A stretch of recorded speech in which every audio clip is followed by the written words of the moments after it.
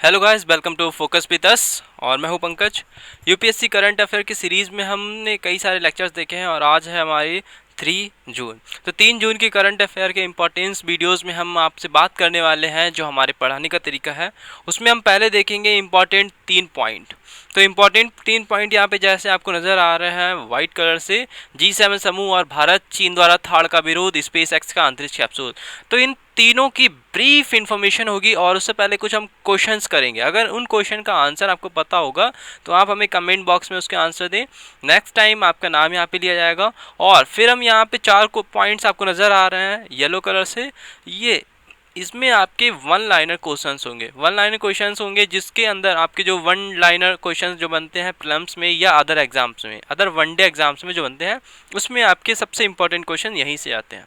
तो G7 समूह और भारत यानी G7 का सारी हिस्ट्री और भारत के रिलेशन और सारी इन्फॉर्मेशन जितनी आपकी यूपीएससी किसी भी एंगल से पूछता है तो वो सारे एंगल आपको समझ में आ जाएंगे इस वीडियो में।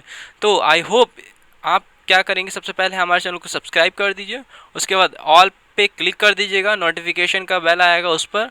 और साथ ही साथ सबसे इम्पॉर्टेंट आपके लिए ये पॉइंट रहेगा कि आप हमारे साथ स्टार्ट से एंड तक ज़रूर बने रहिए, क्योंकि कोई भी पॉइंट आपसे अगर मिस हो गया तो हो सकता है यूपीएससी वहीं से क्वेश्चंस को मॉडिफाई कर सकता है, चेंज कर सकता है। आप तो नहीं जानते क्वेश्चन कहाँ से बन रहा है, नहीं हम जानते हैं, लेकिन हाँ अगर हम छोटा से छोटा पॉइंट भी समझ रहे हैं तो इसका मतलब है हम अवेयर हैं ऑल क्वेश्चंस। तो चलिए शुरू करते हैं। तो यहाँ पे हमारा पहले क्वेश्चन हम देख रहे हैं, जैसे हम शुरू करने वाले हैं जी सेवन और भारत के बीच में यहाँ पे शुरू करने वाले हैं। तो उससे पहले कुछ क्वेश्चन हैं यहाँ पे, जैसे यहाँ पे पहला है 45वां G7 शिखर सम्मेलन 24 से 26 अगस्त को कहाँ आयोजित किया जाने गया था। ठीक है, 45वां जो शिखर सम्मेलन है उसकी डेट भी यहाँ पे इंपॉर्टेंट है, आप याद रखिएगा। 24 से 26 अगस्त 2019 में ये आयोजित किया गया था। ये कहाँ आयोजित किया गया था, आपके ऑप्शंस रहेंगे अमेरिका, रूस, चीन और फ्रांस में। फिर 46वां जी शिखर सम्मेलन 2020, याद रखिएगा 2020 में जो 46वां जी शिखर सम्मेलन होने वाला था ये कहाँ होने वाला था, और इसका आयोजन 10 जून से 12 जून तक होने वाला था। ये कहाँ होने वाला था, अमेरिका, रूस, फ्रांस, चीन। ऑप्शंस वही हैं आपके। जिसको भी आंसर्स पता हो वो हमें कमेंट बॉक्स में करे, और फिर नहीं तो आगे हम इसके बारे में डिस्क्रिप्शन पढ़ रहे हैं।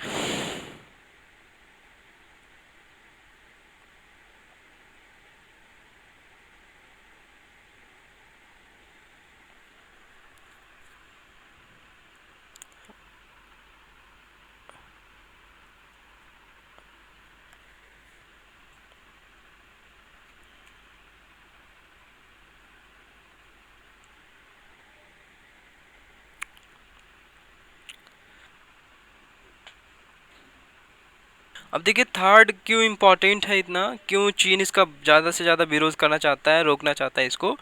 तो वाशिंगटन पोस्ट के अनुसार बताया गया है रक्षा प्रणाली जो थर्ड है उसमें उन्नत रडार सिस्टम है। तो उन्नत रडार सिस्टम के हिसाब से जो चीन की सैन्य गतिविधियां हैं इनकी छोटी सी छोटी भी पॉइंट्स पर नज़र रखने में सक्षम है।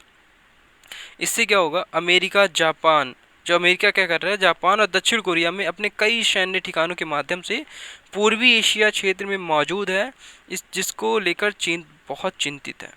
पूर्वी एशिया के कुछ प्रक्षेपक चीन का मानना है कि अमेरिका, दक्षिण कोरिया और जापान पर अपना प्रभाव जो है बहुत तेजी से बना रहा है और पूर्वी एशिया में चीन के दीर्घकालिक सैन्य और राजनयिक आर्थिक हितों का हस्तक्षेप भी कर रहा है, ऐसा मानना है चीन का। ठीक है, ऐसा नहीं है कि थर्ड को लेकर अभी से एकदम से चीन ने कहना शुरू कर दिया हो, ये बहुत समय से कह रहा है, लगभग 2017 में भी जब चीन अमेरिका ने थर्ड मिसाइल का अपना स्थानांतरण किया था उस समय भी चीन ने इस पर आपत्ति जताई थी। तो थर्ड के बारे में इंफॉर्मेशन हम पढ़ लेते हैं। थर्ड क्या है, थर्ड का पूरा नाम क्या है, terminal high altitude area defence, terminal high altitude area defence, जिसे विश्व का, पूरी दुनिया का सबसे सर्वश्रेष्ठ मिसाइल रक्षा प्रणालियों में गिना जाता है। इसीलिए चीन इतना बौखलाया हुआ है, याद रखिएगा। थर्ड अंतरिक्ष आधारित एवं जमीन आधारित निगरानी स्टेशन से जुड़ा होता है, मतलब इसे अंतरिक्ष से भी लॉन्च किया जा सकता है और साथ ही साथ इसे ज़मीन से भी लॉन्च किया जा सकता है। यह स्टेशन अपनी तरफ आने वाली मिसाइलों के बारे में थर्ड इंटरसेप्टर मिसाइल को डेटा ट्रांसफ़र कर खतरे के हर प्रकार के बारे में सूचित कर देता है और यह 200 किलोमीटर दूर तक और 150 किलोमीटर की ऊंचाई तक मार करने में सक्षम है। ठीक है, और इसकी टेक्नोलॉजी हिट टू किल, इसकी टेक्नोलॉजी का नाम क्या है, आपसे क्वेश्चन पूछा जा सकता है। थर्ड मिसाइल की टेक्नोलॉजी क्या है, हिट टू किल, आपको याद रखना है, हिट टू किल, यहाँ पे है आपकी हिट टू किल, अर्थात सामने से आ रहे हथियार को रोकती नहीं बल्कि नष्ट कर देती है, ये समझ लीजिए। तो ये थी हमारी सारी इन्फॉर्मेशन अबाउट थर्ड एंड चीन का जो थर्ड विवाद है उस पर। तो यहाँ से अगर कोई भी क्वेश्चन आपका आता है तो आई होप कोई भी क्वेश्चन आपसे छूटेगा नहीं, सारे क्वेश्चंस आपसे सॉल्व हो जाएंगे। ठीक है, नेक्स्ट पॉइंट है हमारा स्पेस एक्स का अंतरिक्ष कैप्सूल। उससे पहले हम देखते हैं कुछ क्वेश्चंस। स्पेस एक्स अंतरिक्ष को किसमें लॉन्च किया, यानी कि किस संस्थान के द्वारा स्पेस एक्स को लॉन्च किया गया है, नासा, इसरो, जाक्सा, चाइना। तो जाक्सा भी जापान की स्पेस एजेंसी का नाम है, इसरो इंडिया की एजेंसी का नाम है, नासा अमेरिका की एजेंसी का नाम है और चाइना एक नाम है जो चाइना की है। तो स्पेस एक्स का अंतरिक्ष कैप्सूल में कितने लोगों को भेजा गया है, ये भी आपको कमेंट में आंसर देने हैं।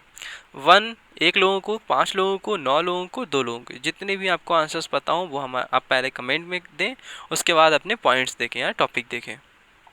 तो अब देखते हैं स्पेस एक्स। तो स्पेस एक्स का जो अंतरिक्ष कैप्सूल है ये क्या है, तो हाल ही में राष्ट्रीय वैमानिक और एवं अंतरिक्ष प्रशासन, जिसे हम हिंदी में बोल रहे हैं राष्ट्रीय वैमानिक एवं अंतरिक्ष प्रशासन, इंग्लिश में बोलेंगे national aeronautics and space administration यानी नासा। नासा ने निजी कंपनी स्पेस एक्स के रॉकेट से 2 अंतरिक्ष यात्रियों को अंतरिक्ष स्टेशन, जो इंटरनेशनल स्पेस स्टेशन है जिसे ISS भी बोलते हैं, उसमें भेजा है। तो आपके दोनों क्वेश्चन यहीं से कंप्लीट हो जाएंगे कि स्पेस एक्स का अंतरिक्ष कैप्सूल किसके थ्रू भेजा गया है, नासा के थ्रू, और इसमें कितने लोगों को भेजा गया है, 2 अंतरिक्ष यात्रियों को। ठीक है, और इसी के साथ दुनिया में वाणिज्यिक यात्रा भी शुरू हो गई है, वाणिज्यिक यात्रा भी यहाँ पे शुरू हो गई है। तो क्वेश्चन आपका बन सकता है वाणिज्यिक यात्रा किस कैप्सूल के थ्रू हुई या किस एजेंसी ने कराई थी, तो स्पेस एक्स अमेरिका की एजेंसी है, आपको याद रखना है। तो यहाँ से पॉइंट्स क्या बनेंगे, देखिए जो अंतरिक्ष यात्री है डग हार्ले, कौन कौन से 2 अंतरिक्ष यात्री हैं, नाम याद रख लिए, डग हार्ले और वॉब बैनकेन, 2 यात्री हैं। इन्होंने स्पेस एक्स के रॉकेट फैल्कॉन 9, याद रखिएगा इसका नाम भी, फैल्कॉन 9 की मदद से अंतर्राष्ट्रीय अंतरिक्ष स्टेशन में ये पहुंचे हैं। इसके बारे में और इन्फॉर्मेशन पढ़ते हैं। तो यात्रियों को जिस क्रू कैप्सूल के माध्यम से भेजा गया उसे क्रू ड्रैगन नाम दिया गया है। तो सारी इन्फॉर्मेशन यहीं पे है आपकी। वाणिज्यिक अंतरिक्ष यात्रा भी शुरू की है स्पेस एक्स के अंतरिक्ष कैप्सूल ने, और उस कैप्सूल का नाम क्या है, क्रू ड्रैगन। ठीक है, और रॉकेट, जिस रॉकेट से भेजा गया है उसका नाम है फैल्कॉन 9। ठीक है, और जो दो व्यक्ति गए कौन कौन से, डग हार्ले और बॉब बैनकन। चाहे आपका फिर वन लाइनर क्वेश्चन बने या फिर आपका किसी भी एंगल से आपको तोड़ मरोड़ के क्वेश्चन दिया जाए, इसके सारे क्वेश्चन आप कर सकते हो। ठीक है, तो इसमें क्या था, अब ये एक और पॉइंट है यहाँ पे देख लीजिए। स्पेस एक्स के कैप्सूल ISS के साथ डॉकिंग प्रक्रिया को पूरा करने में लगभग 28,000 किलोमीटर प्रति घंटे की गति से 19 घंटे का समय लगा। याद रखिएगा, इसको ISS के साथ डॉकिंग प्रक्रिया इसमें यूज़ की गई, और जिसके साथ ही इसमें 28,000 किलोमीटर प्रति घंटे की गति के साथ इसको 19 घंटे का टाइम लगा था। ठीक है, आप ये समझ सकते हैं कितना टाइम लगा था, 19 घंटे का। सारे पॉइंट्स आपको यहाँ पे कवर हो रहे हैं। तो जो डॉकिंग प्रक्रिया ये होता है कि इस क्या है, इस प्रक्रिया में दो अलग अलग स्वतंत्र रूप से अंतरिक्ष यात्रा करने वाले वाहनों को एक साथ जोड़ लिया जाता है, और फिर जब एक में फ्यूल ख़त्म हो जाता है या एक में उसकी पावर ख़त्म हो जाती है तो एक को छोड़ दिया जाता है, फिर नेक्स्ट आगे बढ़ जाता है। तो इस प्रक्रिया को कहते हैं डॉकिंग प्रक्रिया। ठीक है, तो ISS पहुंचने के साथ, मतलब इंटरनेशनल स्पेस स्टेशन में पहुंचने के साथ ही यात्रा का प्रथम चरण पूरा हो गया, परंतु मिशन को तभी सफल घोषित किया जाएगा जब ये वापस भी आ जाएंगे। सिर्फ अंतरिक्ष स्पेस में जाना ही इम्पोर्टेंट नहीं होता, वापस आना भी इम्पोर्टेंट होता है। ठीक है, एक इंटरेस्टिंग पॉइंट यहाँ पे समझ लीजिए, वो आपके लिए है कि अभी तक मतलब लगभग 2009 के बाद 2011 के करीब में अमेरिका ने अपने कोई भी स्पेस स्टेशन से, यानी कि अपने कोई भी रॉकेट लॉन्च नहीं किया था जिसको वो चांद या किसी भी मिशन के लिए भेजता। उसने क्या किया, जितनी भी उसकी डिपेंडेंसी थी वो रशिया पे थी। यूएसए की सारी डिपेंडेंसी थी रशिया पे। अब क्या हुआ, रशिया और यूएसए के बीच में ट्रेड वार शुरू हो गया। इस ट्रेड वार के लिए फिर यूएसए चाहता है हमारे पास खुद के रॉकेट होने चाहिए जिससे हम अपने कोई भी मिशंस को लॉन्च कर सकें। अब ऐसा हुआ क्या था कि 2011 में यूएसए ने अपने शटल प्रोग्राम्स को बंद कर दिया था। तो शटल प्रोग्राम बंद करने की इसकी मेन वजह ये थी कि यूएसए चाहता था कि अपने अदर प्रोग्राम्स पे वो ज़्यादा पैसा खर्च करे। लाइक जितने भी और उसके ट्रेडिंग मार्केट हैं या अदर जो ट्रेडर्स हैं या अन्य उसकी कंपनियां, उस पर वो ज़्यादा से ज़्यादा मेहनत करे, पैसा खर्च करे। क्योंकि उस समय रशिया और अमेरिका के संबंध अच्छे थे, वो नहीं जानता था कि बाद में ट्रेड वॉर होगी नहीं होगी। तो इसलिए जितने भी प्रोग्राम कराता था तो रशिया जो है, रशिया के रॉकेट यूज़ करता था अमेरिका। तो अमेरिका के जो लोग होते थे वो रशिया आते थे, फिर रशिया से लॉन्च होते थे और स्पेस स्टेशन जाया करते थे। लेकिन अब नासा चाहता है, यानी यूएसए चाहता है कि सारी डिपेंडेंसी ख़त्म होनी चाहिए रशिया से, और फिर से हम अपने पैरों पर खड़े होंगे। तो निजी क्षेत्र का सहयोग अगर देखें तो नासा ने अपनी वाणिज्यिक क्रू कार्यक्रम, कौन सा है, CPP, याद रखना है आपको, यहाँ पे दे रखा है CPP। ठीक है, ये वाला CPP के तहत निजी क्षेत्रीय कंपनियां, दो कंपनियां हैं, पहली है स्पेस एक्स और बोइंग, ठीक है, के साथ अंतरिक्ष यान के निर्माण के लिए समझौते का कार्य किया था। अमेरिका द्वारा भविष्य में अंतरिक्ष यान का उपयोग करने वाले लगभग $7 बिलियन इसमें दिए गए, दो कंपनियों को दिए गए। कौन कौन सी दो कंपनियां थी, स्पेस एक्स और बोइंग। अब इस मिशन की सफलता का महत्व देखा जाए तो ये इम्पोर्टेंट क्यों है, क्योंकि दोनों जो यात्रियों के प्रवास के दौरान व्यापक परीक्षण किए जाएंगे ताकि भविष्य में जो ISS की वाणिज्यिक यात्रा की दिशा है उसको और अच्छे से प्रमाणित किया जा सके कि हाँ ये सफल होंगे या नहीं होंगे। जिससे क्या होगा, मैं बता ही चुका हूँ कि इससे जो है रूस पर जो भी डिपेंडेंसी बनी हुई है अमेरिका की वो पूरी तरह से ख़त्म हो जाएगी। अब ये जो कैप्सूल होते हैं ये क्यों इम्पॉर्टेंट हैं, क्योंकि ऐसे कैप्सूल क्या होते हैं केवल स्पेस स्टेशन या स्पेस में जाने के लिए इम्पॉर्टेंट नहीं होते हैं, बल्कि ये आने के लिए भी इम्पॉर्टेंट होते हैं। इसका मतलब है ये कैप्सूल स्पेस में जाएंगे भी और वापस आएंगे भी। ठीक है, तो इसलिए इस कैप्सूल का दोबारा से इस्तेमाल किया जाता है फिर से स्पेस में जाने के लिए, इसलिए अमेरिका इस पर ज़्यादा से ज़्यादा ध्यान देना चाहता है। तो यहाँ पे आपका है नासा के अन्य अंतरिक्ष यात्रा कार्यक्रम कौन कौन से, पहले समझ लीजिए। अमेरिका ने वर्ष 1950 के दशक में मंगल ग्रह पर एक चालक दल मिशन भेजने की योजना बना रहा था। और अनेक अध्ययन करने के बाद इस दिशा में कोई भी परीक्षण इसने नहीं किया। और अब इसका जो मिशन है मंगल ग्रह पे मानव भेजने का, वो है 2030। तो आपको क्वेश्चन पूछा जा सकता है कि नासा का मंगल मिशन का जो टाइम पीरियड है वो कितना है, 2030 तक, ठीक है। और अमेरिका वर्ष 2024 तक आर्टेमिस मिशन, कौन सा आर्टेमिस मिशन के माध्यम से चंद्रमा पर पुनः मानव मिशन भेजने की तैयारी कर रहा है। तो अगर ना अमेरिका 2024 तक, कब 2024 तक आर्टेमिस मिशन का नाम इम्पोर्टेंट है, आर्टेमिस मिशन के माध्यम से चंद्रमा पर पुनः लोगों को यानी इंसानों को चंद्रमा पर भेजने की चाह रहा है। तो ये भी हमारा पॉइंट सारा डिस्कस हो गया और जो भी इम्पोर्टेंट पॉइंट्स थे मैंने आपको सारे कंफर्म करा दिए हैं। फिर आते हैं वन लाइनर क्वेश्चंस पे वन डे एग्जाम्स के। तो इससे पहले हम देख लेते हैं कुछ इम्पोर्टेंट क्वेश्चंस। विश्व तंबाकू निषेध दिवस कब मनाया जाता है? 31 मई, 30 मई, 2 जून, 1 जून। आपको आंसर इसका कमेंट में देना है। थीम देख लेते हैं। थीम आपको याद रखनी पड़ेगी क्योंकि कई बार एग्जाम में थीम पूछी जाती है। तो 2020 के लिए विश्व तंबाकू निषेध दिवस की थीम क्या थी? ठीक है, तो इसकी थीम थी युवाओं को तंबाकू आधारित उद्योगों की नकली वस्तुओं से बचाना और उन्हें तंबाकू और निकोटीन के उपयोग से रोकना। Protecting youth from industry manipulating and preventing them from tobacco and nicotine use. ठीक है, ये आपको याद रखनी है। सिर्फ इसको समझने के लिए क्या है, युवाओं को नकली प्रोडक्ट से बचाना, बस इतना समझ लीजिए, आप समझ जाएंगे। और विश्व तंबाकू निषेध दिवस कब मनाया जाता है? अगर आपको कमेंट में पता है तो कमेंट में दीजिए, नहीं पता है तो कमेंट देख लीजिए। कमेंट में बहुत सारे स्टूडेंट ने इसके आंसर किए होंगे, वहाँ से आपको देखने को ही मिल जाएगा। चलिए देखते हैं अपना पॉइंट। विश्व तंबाकू निषेध दिवस, तो प्रत्येक वर्ष 31 मई को विश्व स्वास्थ्य संगठन WHO के द्वारा, ठीक है, ये किस ऑर्गेनाइजेशन के द्वारा मनाया जाता है? WHO के द्वारा 31 मई को विश्व तंबाकू निषेध दिवस मनाया जाता है। और 2020 के लिए इसकी थीम थी युवाओं को तंबाकू आधारित उद्योगों की नकली वस्तुओं से बचाना और उन्हें तंबाकू और निकोटीन के उपयोग से रोकना। नेक्स्ट पॉइंट है हमारा राष्ट्रीय AI पोर्टल। तो केंद्रीय इलेक्ट्रॉनिक्स एवं सूचना प्रसारण मंत्रालय, union ministry of electronic and IT ने www.ai.gov.in नामक भारत का राष्ट्रीय कृत्रिम बुद्धिमत्ता यानी AI पोर्टल लॉन्च कर दिया है। तो आपसे पूछा जा सकता है AI पोर्टल किसने लॉन्च किया है? तो AI पोर्टल लॉन्च किया है union ministry of electronic and IT।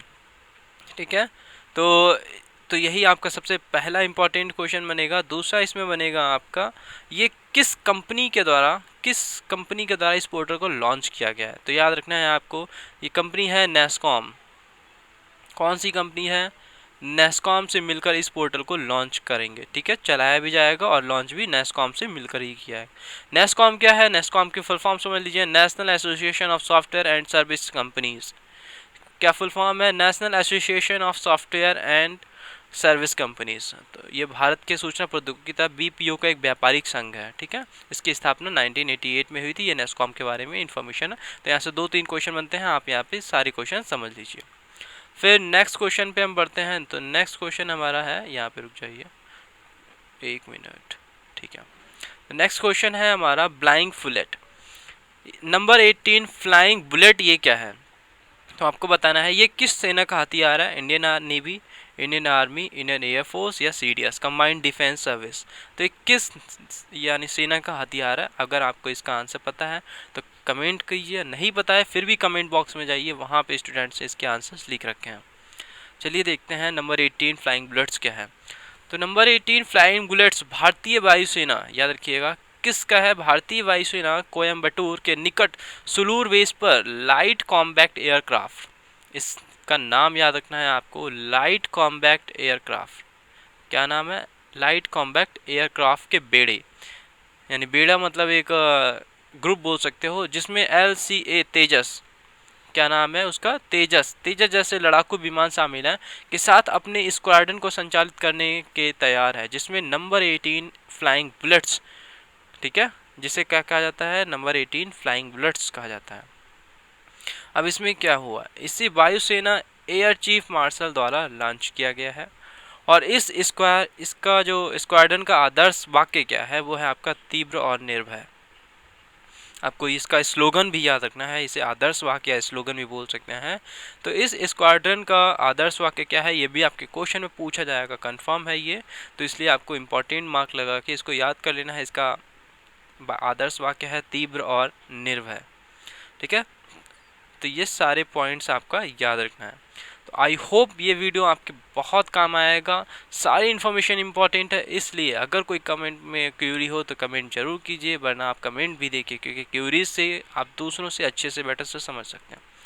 Thank you guys, मिलते हैं नेक्स्ट वीडियो में। अभी हमारे चैनल को सब्सक्राइब कर लीजिए ताकि आने वाले हर नोटिफिकेशन आपको सबसे पहले मिल सके।